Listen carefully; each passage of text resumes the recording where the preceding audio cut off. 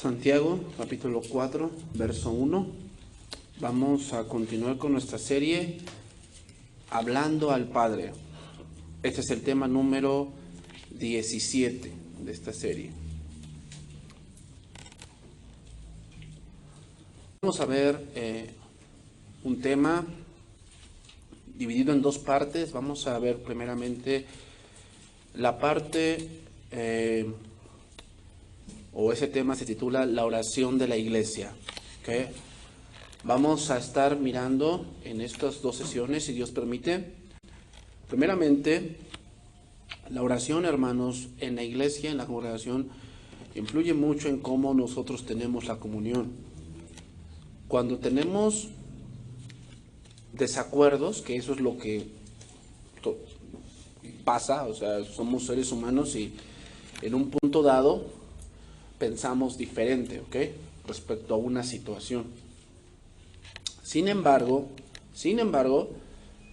en lo que requiere puntos esenciales como lo que son la familia, lo que es el servicio, lo que es la vida cristiana, no debemos tener mucho desacuerdo, porque sabemos que hay principios que rigen eso. Cuando entramos en un desacuerdo muy fuerte en eso, habla de dos cosas. Número uno, habla de que no conoces a Dios. Cuando tú me dices, es que este servicio es así, es exagerado, habla de que no conoces a Dios, no sabes a qué Dios sirves. Y eso es triste, porque si no sabes a qué Dios sirves, entonces quiere decir que no estudias la Biblia. Y si no estudias la Biblia, ¿sabes qué otra cosa me dices? Que no oras. Hay una cosa que deben entender, y es que podemos tomar ciertas cosas del mundo en el sentido de cómo tienen ciertas estrategias, tienen ciertas maneras de hacer las cosas. ¿Estamos de acuerdo? Las empresas, yo he tomado cosas que yo he visto en las empresas o yo he visto en otros cierto tipo de departamentos para implementarlos en la logística de las cosas. Pero, el mundo no es la regla. De cómo solucionar los problemas. El mundo no es la regla y ese es el problema, que queremos solucionar los problemas como el mundo los resolvería. Entonces, vamos a entrar un poco a ese punto ahorita mismo. Miren, vamos a ver Santiago 4.1. Dice, ¿de dónde vienen las guerras y los pleitos entre vosotros? Te voy a poner el contexto aquí. El contexto es la iglesia, Aquí no está hablando Santiago del mundo. Porque, no, pues si en el mundo hay guerras, ¿verdad? Pues la Primera Guerra Mundial, la Segunda, la Guerra del Medio Oriente, la Guerra de los 7 días, la Guerra del Golfo, no se diga la guerra talibana o la guerra de los musulmanes o ¿cómo se llama? La guerra de los comunistas. No. Aquí no está hablando de eso. Santiago, en este tiempo, era el líder de una iglesia, la iglesia en Jerusalén. Él era el pastor de ahí. Y le está hablando a cristianos. O sea, cuando tú te peleas con alguien, ¿de dónde viene eso? ¿De dónde viene el que, no, nada más porque soy cristiano? Si no, va a haber. ¿De dónde viene eso? ¿De dónde crees que venga? Dice ahí, ¿no es de vuestras pasiones las cuales combaten en vuestros miembros? Codiciáis y no tenéis, matáis y ardéis de envidia, y no podéis alcanzar, combatís y lucháis, pero no tenéis lo que deseáis, porque no pedís. ¿Qué dice ahí? A esa parte de matáis y ardéis de envidia, habla de odiar. Recuerden que aquel que odia a su hermano es homicida. A eso se refiere. ¿A quién le habla? A creyentes, Santiago en este pasaje nos deja ver una situación peculiar que parece que es la iglesia de nuestros días, ¿verdad? Avaricia, calumnia, intriga, envidia, celos, murmuración, chismes. ¿Tú piensas que esa es la iglesia? O sea, que vas a resolver tu problema haciendo un chisme, calumniando a otras personas. ¿Piensas que así vas a resolver tu problema? ¿No eso hace el mundo? No te pregunto, ¿eso hace el mundo o no? Sí, ¿verdad? Entonces, ¿cómo piensas que tú vas a resolver tu problema así? Aquí las guerras, hermanos, no se refiere a las guerras que vemos en el mundo, aunque tienen su misma raíz y sus mismas consecuencias son grandes. Santiago aquí habla de personas insatisfechas que vemos en el mundo, aunque tienen su misma raíz y están fundadas en el ego. Quieren sacar provecho de los demás. Y hoy muchas de las oraciones congregacionales están fundadas en esto. Hoy con el falso evangelio de la prosperidad han quitado a Dios como el soberano y han puesto el yo decreto. Arrebatamos las bendiciones que Satanás nos quiere robar. Esa es una herejía, ¿eh? Así de que no, arrebatan las bendiciones a Satanás. ¿Sabes por qué es una herejía? Porque, a ver, si Dios te quiere bendecir y no dice la Biblia que Él es aquel que abre una puerta y nadie la cierra, y el que la cierra y ninguno la abre, entonces me estás diciendo que si Cristo abre la puerta de la bendición, Satanás la puede cerrar. ¿Te das cuenta de la herejía que están diciendo? Que arrebatan las bendiciones a Satanás. Pues no se supone que si Dios abre una puerta, nadie la puede cerrar.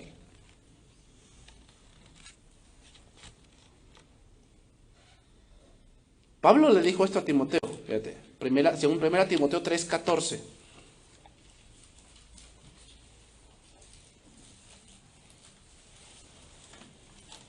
Primera Timoteo 3:14, dice ahí: esto te escribo, aunque tengo la esperanza de ir pronto a verte, para que si tardo, sepas cómo debes conducirte en la casa de Dios, que es la iglesia del Dios viviente, y fíjate esa frase, columna y baluarte de la verdad.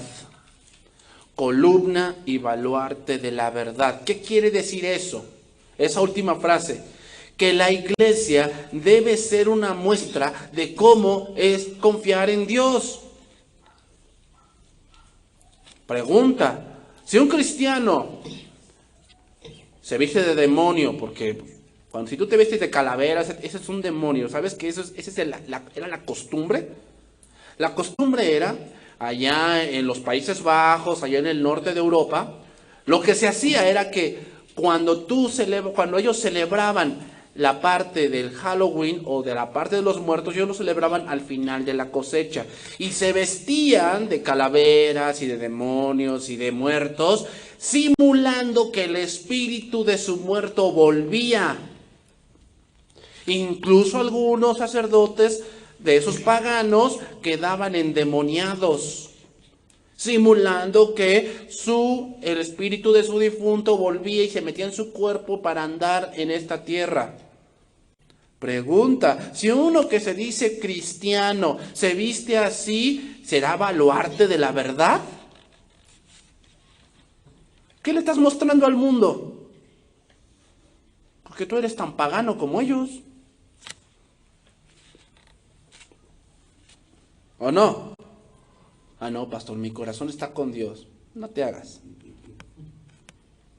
Si tú hiciste eso, pues lo que estás llamando es un demonio que te posesione. Eso es lo que quieres. No, es que yo no sabía.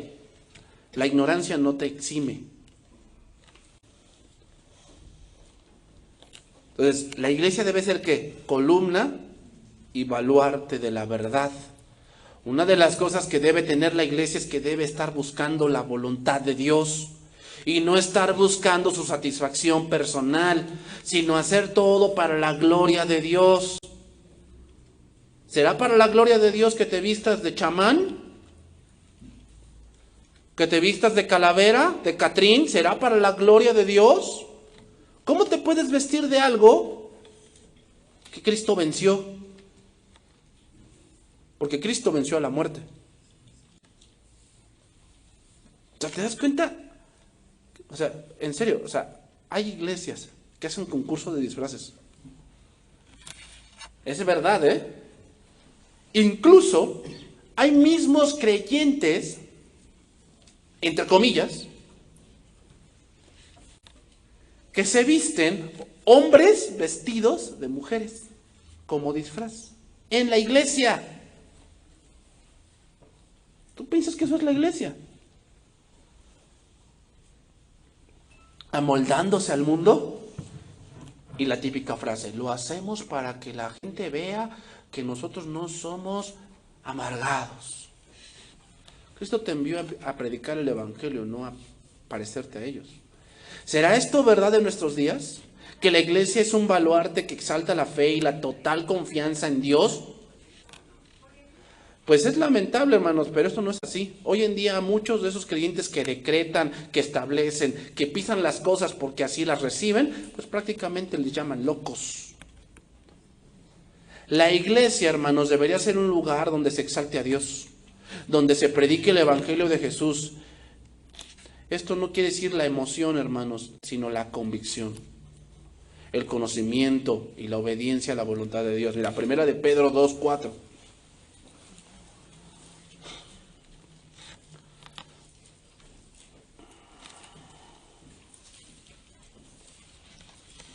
¿Te das cuenta? O sea, hay cosas, hermanos, que parecen... Algo que tiene el mundo es que siempre te va a poner en un punto que no es tan malo. No es tan malo. ¿Tú piensas que los muertos vuelven? Dice lo que les decía, es que los muertos nada saben. Los muertos nada saben, ellos no saben si estás triste, si estás contento, si tienes pesar, si tienes dinero. Es eso de que, ay, madrecita, ayúdame. Madrecita, aboga por mí. Padrecito, de allá, estás en los cielos, allá me estás mirando. Eso no es verdad. Primera de Pedro 2:4, dice ahí, acercándoos a él, piedra viva, desechada ciertamente por los hombres, mas para Dios escogida y preciosa.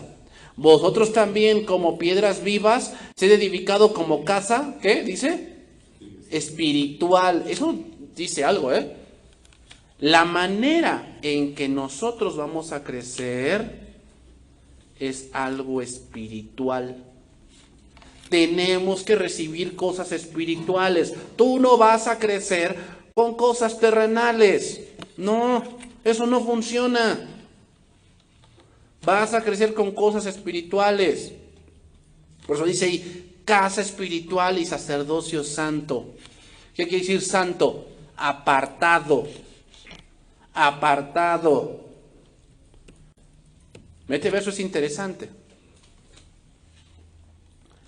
Daniel 11:32. Vamos a ver ese pasaje, porque en este pasaje se va a cimentar muchas de las cosas que voy a decir. En este pasaje, Daniel 11:32. El contexto de este verso es la abominación desoladora. Este verso.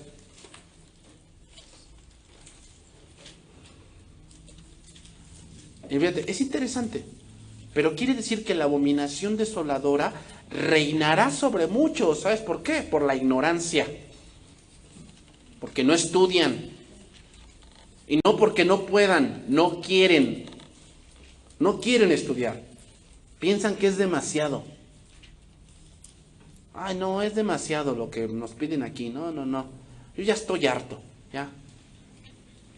Ay, ¿para qué tanto? Mira lo que dice aquí. 11:32 de Daniel. Con lisonjas seducirá a los violadores del pacto. ¿Qué es una lisonja? Cosas que se acomodan y que te son fáciles de hacer. Esos son lisonjas. Con lisonjas seducirá a los violadores del pacto. Pero dice ahí, mas el pueblo que conoce a su Dios se esforzará y actuará. ¿Por qué no te esfuerzas? Porque no conoces a Dios. Por eso. Ahí lo dice. Mas el pueblo que conoce a su Dios se esforzará y ¿qué? Y actuará. No, sí, padre, yo conozco la Biblia. Sí, conocerás letras, pero no conoces a Dios. Porque si conocieras a Dios te esforzarías. Porque conoces a tu Dios. ¿Conoces a tu Dios? ¿A quién sirves? Por eso lo haces a tu manera, como caiga, de mala gana. No conoces a Dios. Perdóname, pero no conoces a Dios. ¿Dónde está hoy la gloria del Señor? ¿Dónde está esa gloria de la iglesia hacia Dios? Hermanos, es triste decirlo, pero la iglesia no conoce a Dios. Por eso no se esfuerza ni actúa. Porque no lo conoce. Y piensa que sus muchos quehaceres religiosos validan que Dios está con ellos. Ese es el más grande error que un hombre puede cometer. O sea, que porque piensas que vienes un domingo, Dios está contigo, estás muy equivocado. Eso piensan los católicos. ¿No piensan eso? No, pues yo ya fui a misa, entonces Dios está conmigo. No seas así, no seas religioso. Hoy muchos creyentes son muy religiosos y tienen en claro algunas cosas de las Escrituras, pero es pura rutina, no conocen a Dios. Porque el pueblo que conoce a su Dios, ¿qué? Se esforzará. Así que podemos decir que las oraciones de la iglesia no son efectivas, ¿por qué? Porque no conocen a Dios. Esa es la verdadera razón por la cual no lo haces. Por la cual te es un fastidio servir a Dios. ¿Sabes por qué? No lo conoces. Si lo conocieras en verdad, dirías, no, mi Dios merece lo mejor. Mi Dios merece lo máximo, porque Él es lo máximo, porque lo conoces.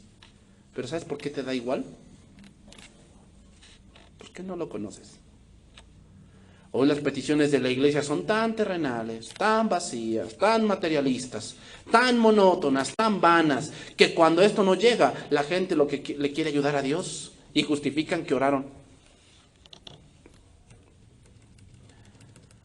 Vamos a ver algunas de esas cosas.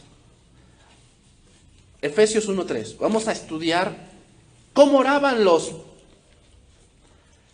hermanos de la iglesia primitiva. ¿Cómo oraban? Que hoy se ha cambiado por Señor, dame, decretamos, establecemos, atamos las bendiciones, abrimos los cielos para que se derramen tus bendiciones sobre nosotros y sobre mi familia. Y reprendo al enemigo para que no meta su cola, para que no meta su mano y quite y me arrebate las bendiciones, porque yo en el nombre de Jesús lo decreto. Oye, bien poderoso eso, pero bien vano. No estás en el Tuyú, o los que todavía tienen ese canal que no edifica para nada, ese canal enlace, que no edifica para nada, o que pues tiene puro ahí lobo. Oye, dile al diablo, ¿verdad? Dile, yo soy dueño de mis bendiciones. Ahí ven a la iglesia, amén. Dile que tú estableces, que tú decretas y que nadie te roba tu bendición. Oye, bien poderoso, porque gritan mucho, pero bien falso. Bien falso. Eso radica en la ignorancia, porque el pueblo que conoce a su Dios, ese se esforzará. Efesios 1:3, dice ahí. Aquí está Pablo hablando a los efesios y dice, bendito sea el Dios y Padre de nuestro Señor Jesucristo, que nos bendijo con toda bendición espiritual en los lugares celestiales en Cristo, según nos escogió en Él antes de la fundación del mundo, para que fuésemos santos y sin mancha delante de Él. Fíjate, son cosas espirituales, ¿eh? La santidad no se gana por cuánto comas o cuánto no comas. La santidad no se gana con eso. La santidad se gana por tu temor a Dios, que respetas a Dios, que estás consciente que Dios te ve, que si honras a Dios, Dios te va a honrar a ti. Ese es temor de Dios.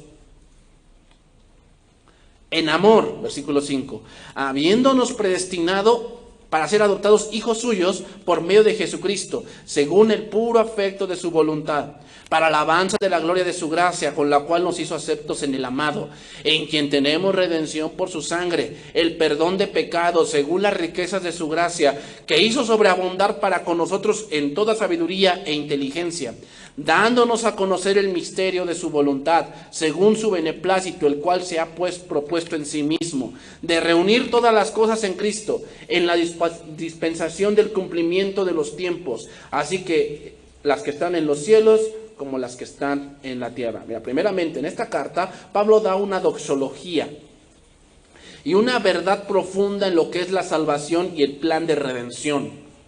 Veamos, también la salvación es algo de Dios, hermanos. Es una gracia de Dios. Es decir, es algo que solo Dios pudo haber hecho. El hombre no tiene ni tendrá la capacidad de hacer realidad cosas espirituales, porque lo que es nacido de la carne, carne es. O sea, tú no puedes cambiarte a ti mismo. Tú no puedes cambiar a otras personas. No podemos. Eso solamente lo puede hacer Dios a través del Espíritu Santo y obviamente de la predicación del Evangelio.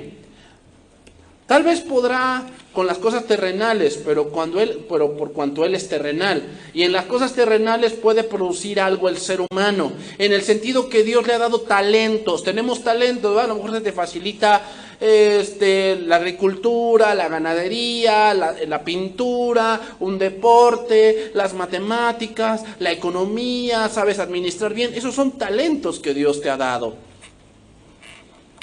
Puedes resolver problemas de negocios, en la economía, pero en el Evangelio de la Prosperidad, hermanos, es puro hombre. Pablo aquí habla de riquezas más allá de lo terrenal, donde vamos a ponerlo así, el hombre no tiene injerencia. Entonces la iglesia está puesta para cosas espirituales, hermanos. Las materiales, hermanos, pues no digo que no sean importantes. Sin embargo, Dios nos dice que busquemos el reino de Dios y todas estas cosas os serán que añadido. Entonces, ¿en qué debes de crecer? ¿En el número de tu banco o en tu santidad? En tu santidad debes de crecer. Debes de crecer en tu conocimiento de Dios. Debes ser fuerte en eso. En que conoces a Dios. Porque el que conoce a Dios, ¿qué? Se esforzará.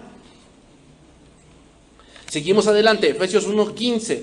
Por esta causa también yo, habiendo oído de vuestra fe en el Señor Jesús y de vuestro amor por todos los santos, no ceso de dar gracias por vosotros, haciendo memoria de vosotros en mis oraciones, para que el Dios de nuestro Señor Jesucristo, el Padre de gloria, os dé. Mira cómo está orando Pablo, ¿eh? ¿Cómo está orando Pablo? ¿Qué está orando? Jamás menciona dinero, casas, coches, terrenos. No está mencionando nada de eso. Porque eso, hermanos, no necesitas a Cristo para obtenerlo. Para eso requieres dinero, requieres un financiamiento, requieres un crédito del banco, requieres esas cosas. O sea, Pablo va a otro punto más alto y espiritual. Veamos que había varias riquezas aquí. Primeramente, fe. Aquí fe, dice, he oído de vuestra fe. Es esa sumisión a la palabra de Dios, a la voluntad de Dios. Dice, he oído de vuestra fe en el Señor Jesús y de vuestro amor. Aquí amor habla de esa imagen de Cristo en ellos. Es decir, de verdad perseveraban en la unidad. Perseveraban en la unidad, perseveraban en el perdón, perseveraban en la doctrina de los apóstoles. Pero ahora Pablo pide que sigan ¿qué? Que conozcan más a Dios. Eso es lo que está diciendo ahí, dice, porque el Padre de gloria os dé ¿qué? Espíritu de sabiduría y de revelación en el conocimiento de Él. O sea, ¿qué está pidiendo el Señor? Que conozcan más a Dios. ¿Por qué? Porque el pueblo que conoce a su Dios, ¿qué? Se esforzará.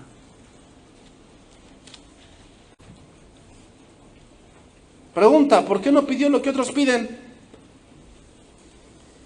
Porque eso es puramente terrenal, hermanos, y la iglesia es espiritual.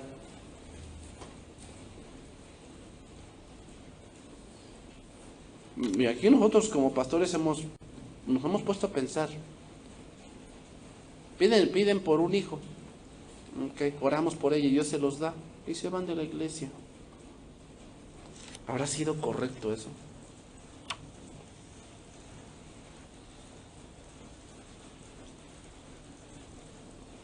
Piden que su esposo se convierta y se van de la iglesia. ¿Habrá sido correcto lo que pedimos? Yo creo que en esa parte en sí mismo no es malo, pero muchas veces no pedimos porque la gente conozca a Dios. Porque la gente que conoce a Dios se esforzará. Sigue diciendo el versículo 18.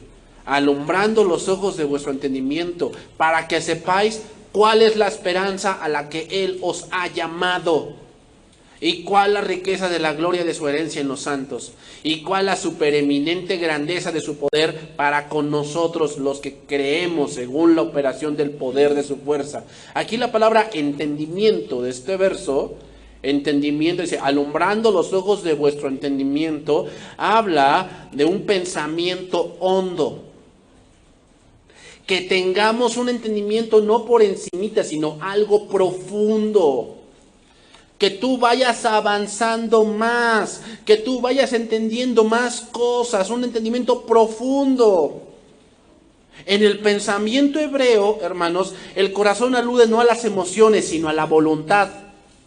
Lo que quiere decir aquí es que tengamos un corazón entendido de qué es lo que quiere Dios en tu vida. Eso es lo que Pablo quiere, que tengamos un corazón entendido de qué es lo que Dios quiere para ti. Hermanos, la Biblia no es solo un libro para llenarnos de letras, no. La Biblia es la vida de Dios. Para que eso sea así, la palabra debe llegar hasta lo más profundo de tu corazón, para que nos transforme.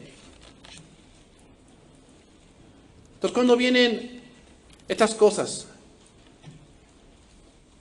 Pablo menciona lo que va a venir a consecuencia de que tú entiendas la Biblia.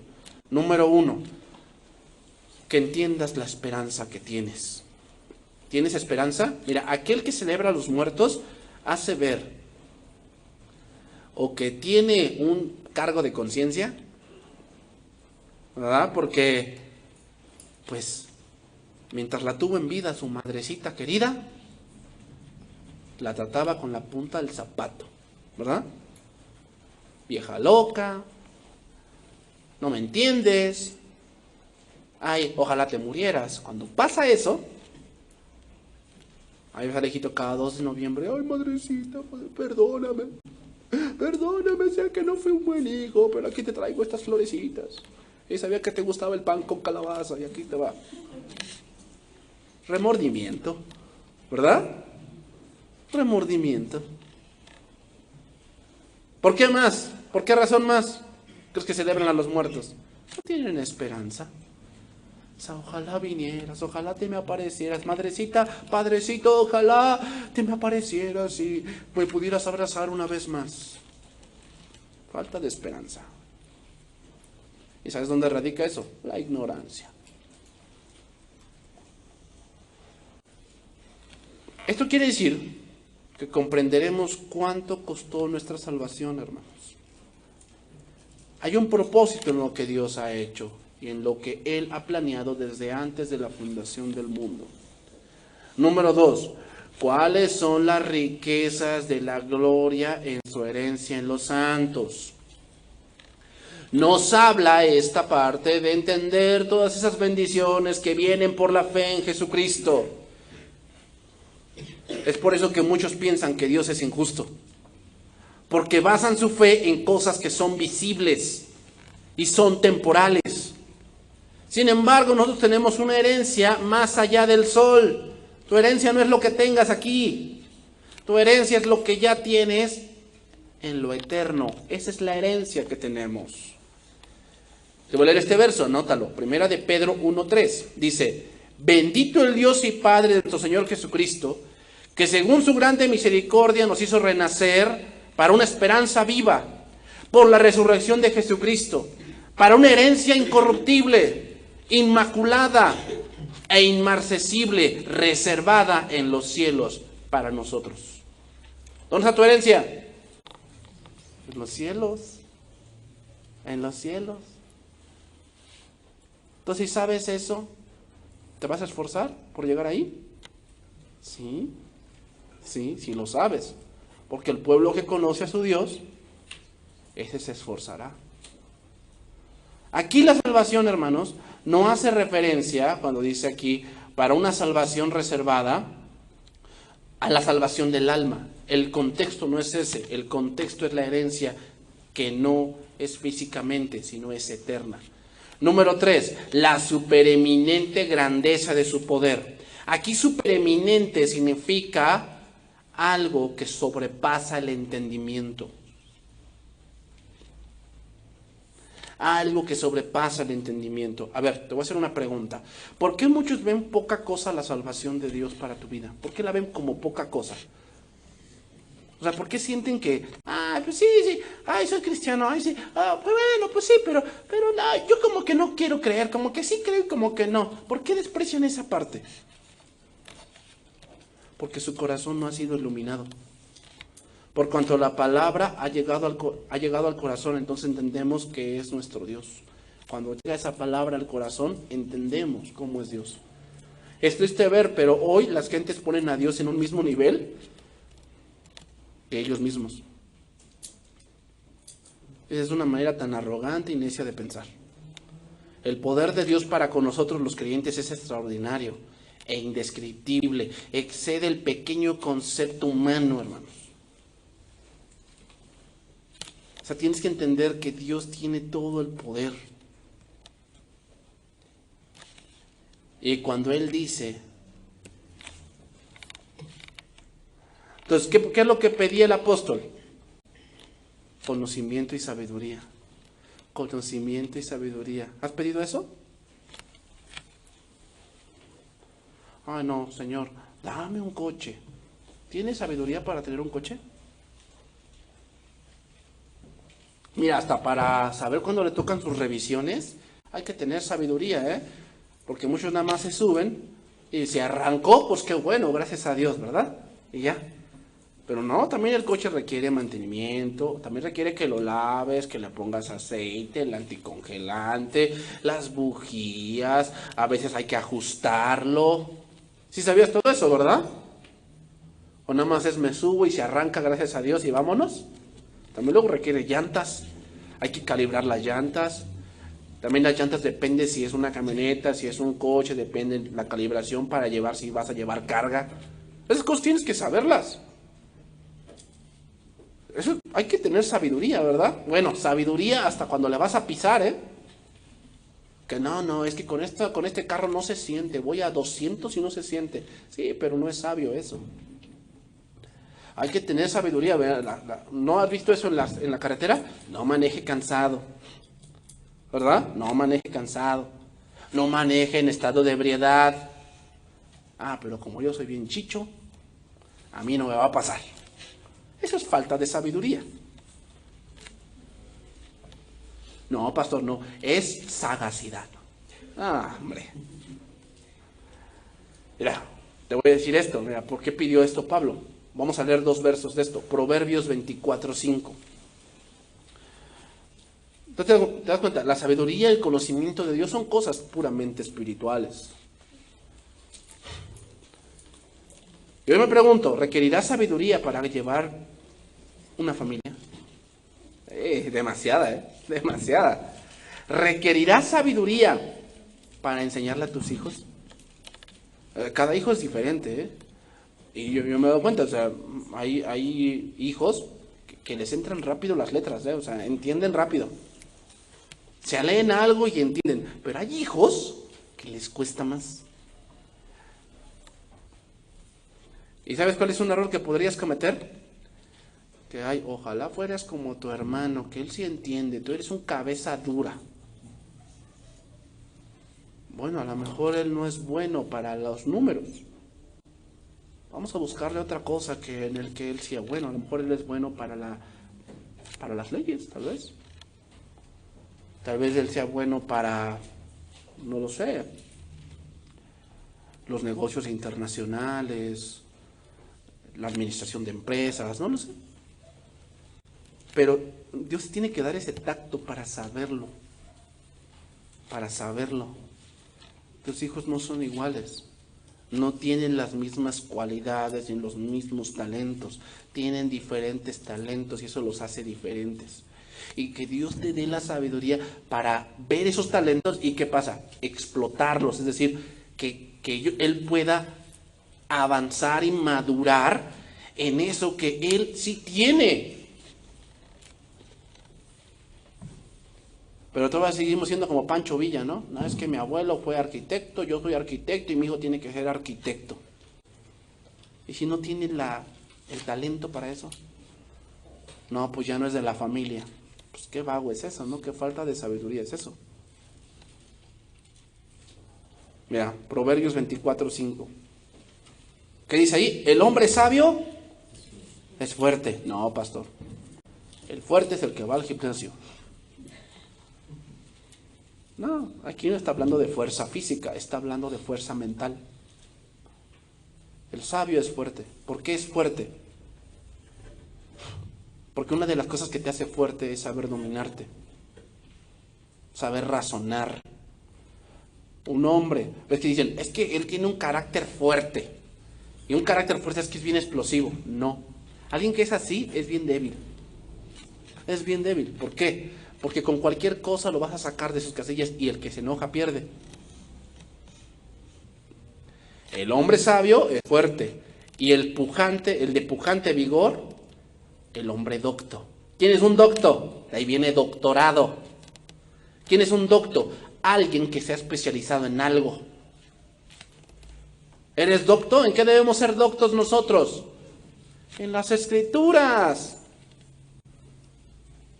Debemos ser doctos nosotros. O sea, debemos ser gente que conozca la palabra, que conozca lo que Dios dice, que conozca los principios con los cuales Dios se maneja, para que Dios te bendiga. Debemos ser doctos en eso. Muchos son doctos, pero en la maldad. No, se las saben de todas, hacen las cosas como tú dices, híjole, eso ni yo lo hubiera pensado, pero se las saben. Pero hermanos, mira, te voy a decir algo. Todo hombre es doctor en la maldad. Todo hombre. Somos buenos para hacer lo malo. Somos buenos. Dice, versículo 6, 24:6 de Proverbios. Porque con ingenio harás la guerra, y en la multitud de consejeros está la victoria. Alta está para el insensato la sabiduría. En la puerta no abrirá él su boca. Aquí lo que dice en la puerta era una costumbre hebrea donde los principales hombres se reunían en la puerta para tomar decisiones. Ejemplo, este hombre que se casó con Ruth. ¿Te acuerdas cuando Ruth le dijo que la redimiera? Él dijo, es que a mí no me toca redimir, le toca a otro, pero mañana lo voy a ver. ¿Y dónde lo vio? Que por cierto ahí sale ese nombre, fulano.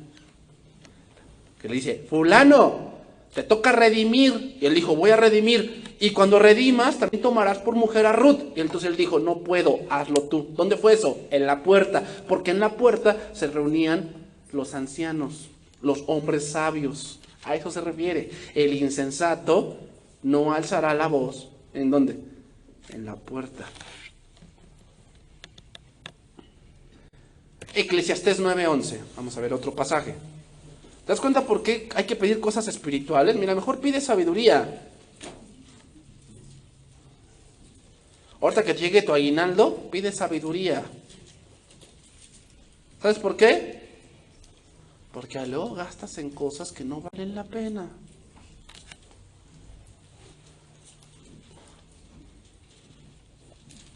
Mujeres, pidan sabiduría para aconsejar a sus esposos. Porque luego, pues como el esposo no quiere tener problemas contigo, y tú andas muele, que quieres eso y que quieres eso. Y tal vez no lo necesitas, pero como la vecina se lo compró, como tu mejor amiga se lo compró, ¿y yo cómo voy a quedar atrás? Eso no es sabio, ¿eh? No es sabio eso. Pídele a Dios sabiduría para que sepas aconsejar. Y que el dinero de ambos, que es ese aguinaldo, esas entradas, ambos puedan saber dónde van a invertir el dinero de su familia. No es caprichitos. Es lo que debe de ser. Me volví, y aquí Eclesiastés 9:11. Aquí ya Salomón está viejito y empieza a hablar de cosas que son interesantes. Dice, me volví y vi debajo del sol que ni es de los ligeros la carrera, ni la guerra de los fuertes, O sea, se da cuenta de que, hermanos, la carrera no se gana con los músculos. Tú te puedes haber entrenado muy bien. Un corredor entrena, corre diariamente, corre 10, 20 kilómetros. Pero en el momento de la carrera, lo que va a hacer que él gane es saber ser sabio cuando tiene que correr más y cuando tiene que guardar energías. Eso es lo que va a hacer que ganes. En una carrera de un triatlón o una carrera de resistencia no gana el que corre más rápido. Gana el que sabe cómo administrar sus fuerzas. ¿Quién gana la guerra? ¿El que tiene más hombres? No. No. Eso es sorprendente. Pero la Segunda Guerra Mundial empezó obviamente con Alemania, que empezó a invadir Francia y empezó a invadir Polonia. Pero eran 3 naciones que se unieron para la Segunda Guerra Mundial. Era Alemania, Japón e Italia. Y por un tiempo cayó Italia. Y nada más eran 2, pero casi los japoneses tenían sus intereses y los alemanes tenían los suyos. Yo me preguntaba, ¿cómo una nación como Alemania pudo sostener una guerra contra los aliados, que era Inglaterra, era Estados Unidos, eran otras naciones contra una sola? ¿Cómo podía hacer eso si eran menor en número?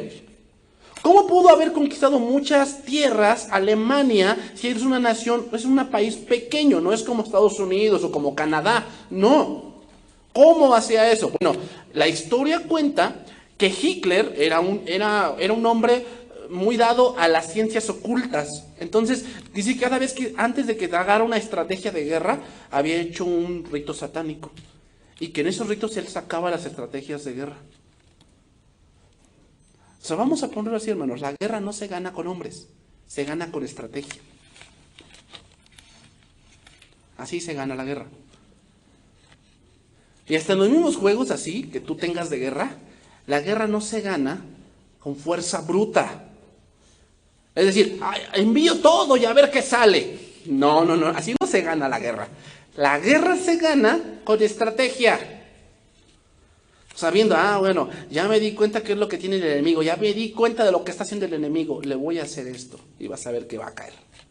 Pero para eso se requiere sabiduría, Se requiere sabiduría. Ni aún de los sabios el pan, dice ahí, ni de los prudentes las riquezas, ni de los elocuentes el favor, sino que tiempo y ocasión acontecen a todos. Porque el hombre tampoco conoce su tiempo, como los peces que son presos de la mala red, en la mala red. Y como las aves que se enredan en lazo, así son enlazados los hijos de los hombres en el tiempo malo, cuando cae de repente sobre ellos. También vi esta sabiduría debajo del sol, la cual me parece grande, a lo que dice Salomón. Una pequeña ciudad y pocos hombres en ella. Y viene contra ella un gran rey, y la asedia, y levanta contra ella grandes baluartes. Y se halla en ella un hombre pobre, sabio, el cual libra la ciudad con su sabiduría. Y nadie se acordaba de aquel hombre pobre. O sea, se le vino una idea a un hombre en su sabiduría y con eso ganan. Entonces dije yo, mejor es la sabiduría que la fuerza. ¿Qué? Mejor es la sabiduría que la fuerza, aunque la ciencia del pobre sea menospreciada y no sean escuchadas sus palabras. Las palabras del sabio escuchadas en quietud son mejores que el clamor del Señor entre los necios.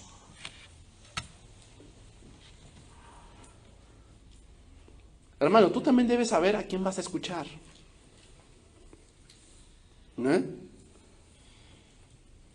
Hoy lo que tiene el internet, gracias a Dios por eso, pero también ha traído consecuencias. Lo que tiene el internet es que puedes decir lo que tú quieras. Agarras un celular, dices video en directo, te grabas tu cara y dices fanfarronería con lo que tú quieras. Pero es de aquel que entra al internet saber si lo va a escuchar o no, ¿verdad? ¿De qué te sirve escuchar a un tonto y a un negligente y a un necio? ¿De qué te sirve?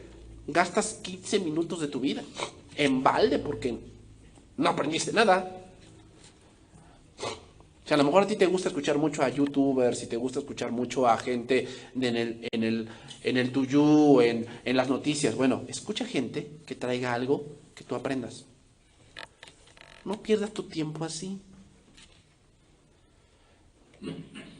O sea, gente que está amargada con los hombres. Entonces empieza a agarrar su celular, se agarra en directo y entonces empieza a hablar. No, sí, mujeres, nos vamos a levantar, y las mujeres que están a favor del aborto.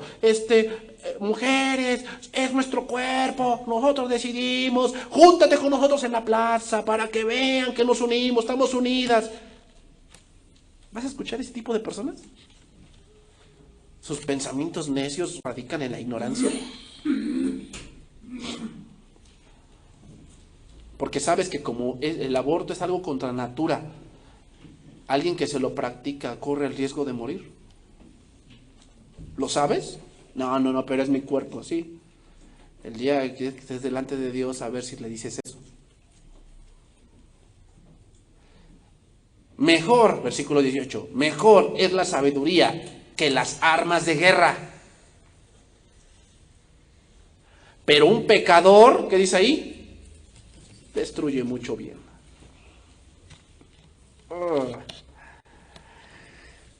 Dice ahí, lo voy a leer en esos últimos versos en traducción viviente. Dice, por tanto, aunque la sabiduría es mejor que la fuerza, los sabios son pobres. O sea, no quiere decir que siempre vas a tener. También serán despreciados. Lo que digan no será valorado por mucho tiempo. Es mejor oír las palabras suaves de una persona sabia que los gritos de un rey necio. Es mejor tener sabiduría que armas de guerra, pero solo un pecador puede destruir muchas cosas buenas. ¿Te das cuenta? O sea, si tú confías en ti mismo y no pides a Dios sabiduría, puedes destruir muchas cosas buenas. ¿Qué son cosas buenas? Pues una familia, tu trabajo, el respeto que te tienen. Puedes destruirlo por falta de sabiduría. Entonces vámonos por la parte final. Vámonos por la parte final, que ya se me está acabando el tiempo. Un escritor dijo esto, y es terrible pensar que es verdad, pero lo dijo así. Creo que la maldición de esta generación es ser muy superficial. Te lo voy a volver a leer lo que dijo este escritor. Creo que la maldición de esta generación es ser muy superficial. ¿Qué quiere decir eso? Que no les gusta pensar.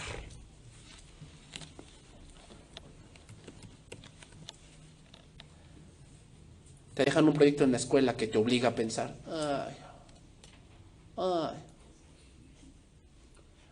Te dejan un manual en la iglesia que te obliga a pensar. No. ¿Dónde dice la Biblia que debo de hacer un manual? Te lo voy a decir dónde dice. No dice la Biblia que cuando haya rey en Israel, ¿qué debía de hacer? Una copia de la ley con su mismo puño y letra.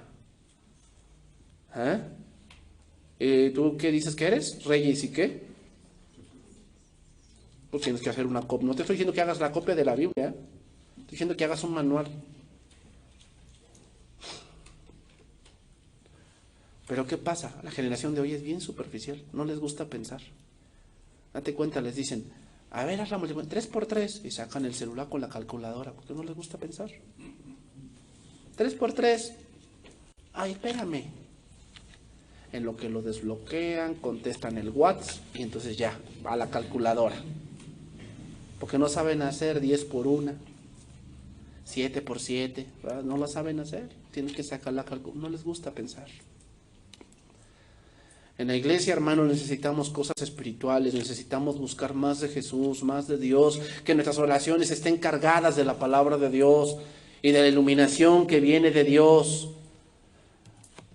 Voy a pasar a este verso para analizar unas cosas y con eso vamos a terminar. Colosenses 1:3.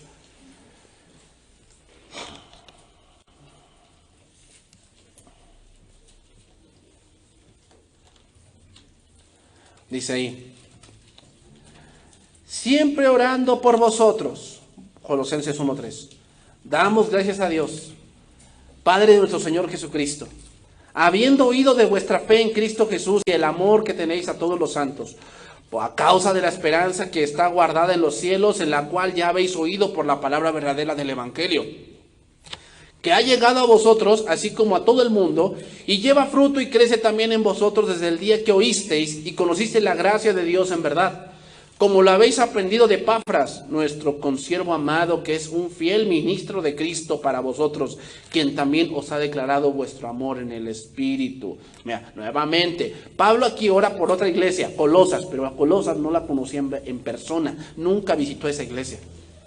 Sin embargo, la amaba. Otra vez, muestra fe y amor. Sigue diciendo, por lo cual, versículo 9, nosotros, desde el día que lo oímos, no cesamos de orar por vosotros y de pedir que seáis llenos, ¿qué dice ahí? Del conocimiento de su voluntad en toda sabiduría e inteligencia espiritual, porque mejor es tener sabiduría que armas de guerra. Mejor es escuchar a un sabio que a un rey necio. Mejor. Para que andéis como es digno del Señor, agradándole en todo, llevando fruto en toda buena obra y creciendo en el conocimiento de Dios. ¿Qué está pidiendo Pablo? ¿Qué está pidiendo Pablo? Que su corazón sea iluminado. Que la palabra no solo se quede en letras, en prédicas y prédicas y prédicas y prédicas que has escuchado, no, sino que haya un paso más allá. ¿Cuál? Someternos a ella. ¿Por qué? Porque el pueblo que conoce a su Dios se esforzará. ¿Conoces a Dios? ¿Sabes cómo me doy cuenta que lo conoces? Porque te esfuerzas por agradarle. Si no te esfuerzas por agradar a Dios, yo dudo que lo conozcas. Dudo. Hermanos, necesitamos crecer, pero no solo en número. Necesitamos crecer en el conocimiento de Dios. Si esto no es así, hermanos, pronto pensaremos que por qué tenemos un movimiento religioso, Dios está con nosotros. O sea, porque vengo el domingo, ¿ya por eso? Porque cantamos canciones de fulano o de la iglesia de Ibri, ¿por eso Dios está con nosotros? No. Hermanos,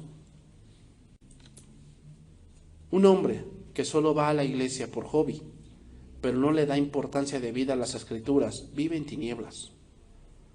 Y se ve reflejado por lo que celebra. Lo que es importante para él y la importancia que le da a cosas vanas. O sea, si tú todavía sigues pensando que el muertito regresa, déjame decirte, tienes tinieblas en la mente. Ignoras muchas cosas. Aunque te creas muy inteligente, pero ignoras muchas cosas que ahí están. El conocimiento claro de Dios y de su voluntad guía a los creyentes a llevar una conducta que sea digna de Dios. La oración de Pablo es para que los colosenses se conduzcan de acuerdo a lo que ellos entienden. Un cristiano lucha constantemente y fervorosamente por complacer a Dios, tratando de vivir como Él dice que viva.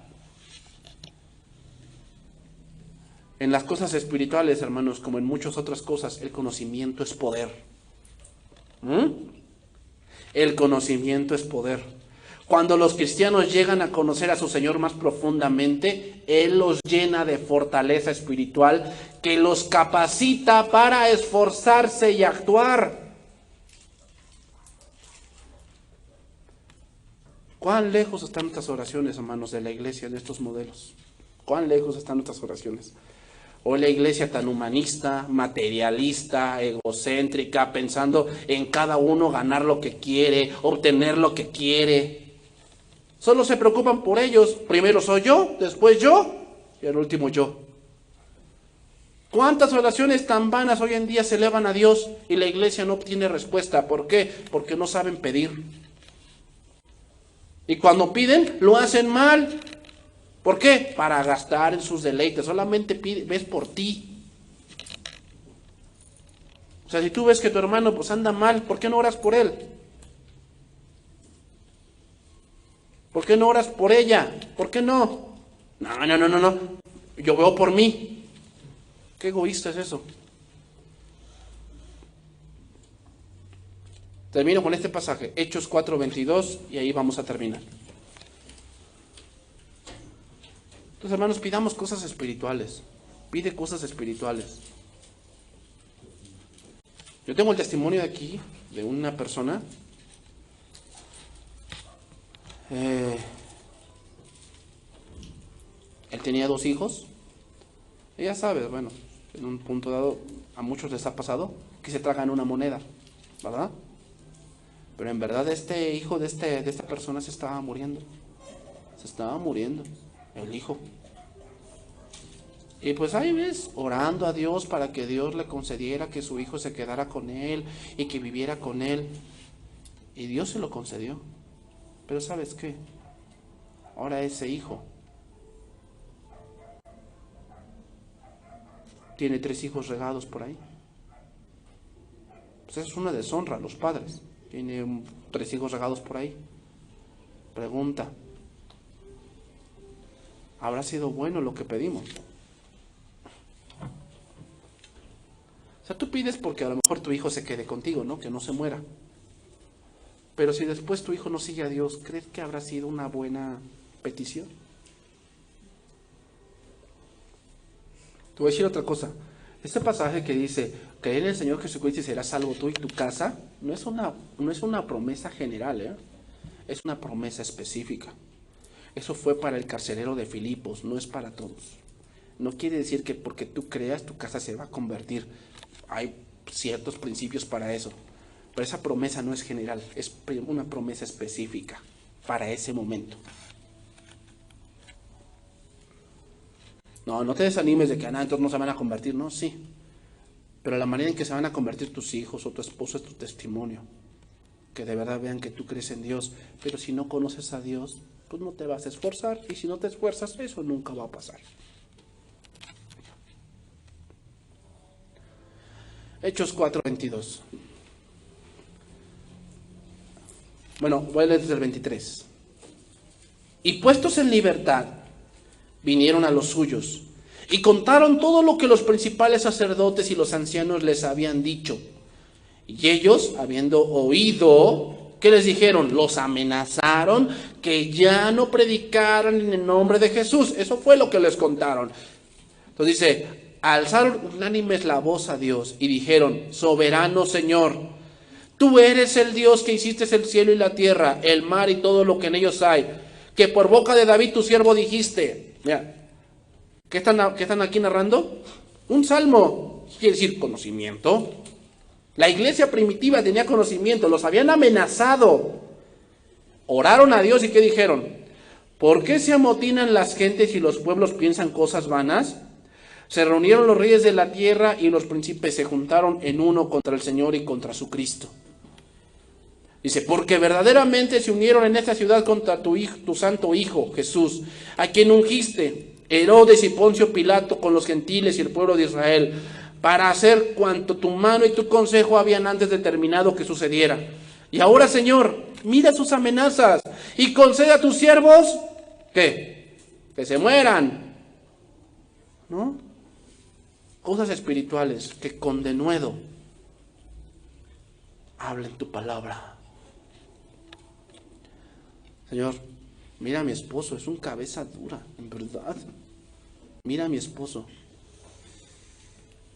Cámbialo, Señor. Sí, puedes pedir eso. Pero lo que debes más pedir es que tú sepas qué debes hacer en ese momento.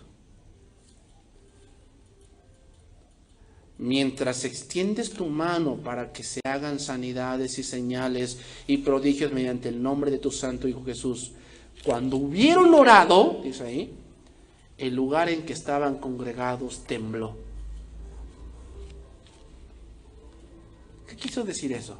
¿Por qué crees que tembló? Porque en verdad era una oración espiritual. No veían por ellos, ¿eh?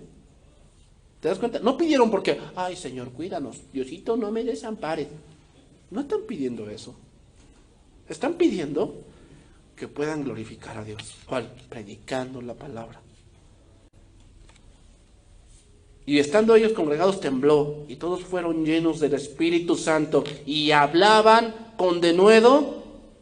Pregunta, ¿Dios les respondió? Sí. Sí les respondió. ¿Te das cuenta de la manera de orar? Ya deja de pensar en ti, tus intereses, lo que tú quieres. Piensa si glorifica a Dios lo que haces. Pero otra vez, el mismo verso. El pueblo que conoce a su Dios, ese se esforzará. ¿Te quieres esforzar? Conoce a Dios. Si no te esfuerzas por agradar a Dios, yo dudo que conozcas a Dios, lo dudo. Y no porque yo lo diga, así lo dice la Biblia. Pues hermanos, esa es la primera parte en que debemos orar así. Debemos orar así. Cuando alguien tiene disputas y peleas y resentimientos, habla de una falta de oración muy grande, que pide solo por él, pero no pide por los demás. Vamos a orar, hermanos.